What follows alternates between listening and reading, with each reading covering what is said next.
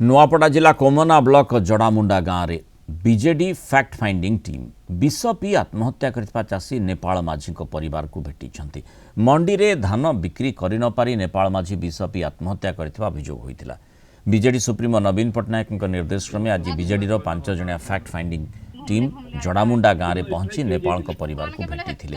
से क्यों परिस्थिति रे विष पीले से नहीं पचारि बुझी सरकारी और प्रशासनिक व्यवस्था जो चाषी नेपाल माझी आत्महत्या करने को बाध्य होइतिबा फैक्ट फाइंडिंग टीम अभियोग करिछि। गत मे 30 तारिख में नेपाल माझी 36 क्विंटाल धान बिकिबा को टोकन पाइथिले, किंतु जून 22 तारिख सुधा धान बिक्री करि पारि नथिले।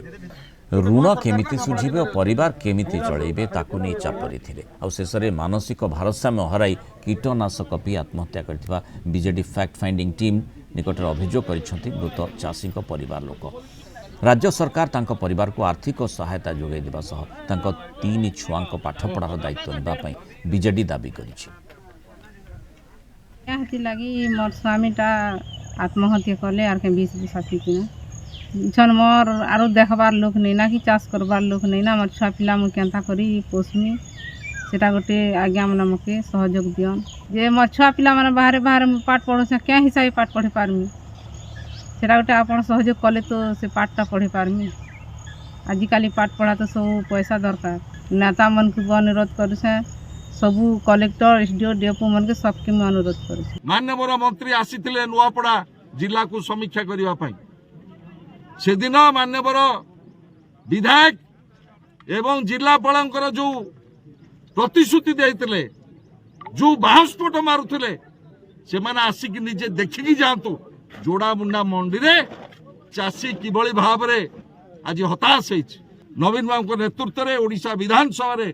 आमे एक कथा को उठेबू एवं मोर जिलापाल महोदय को दाबी रहिबो तुरंत नुआपड़ार समस्त धान जदि न उठे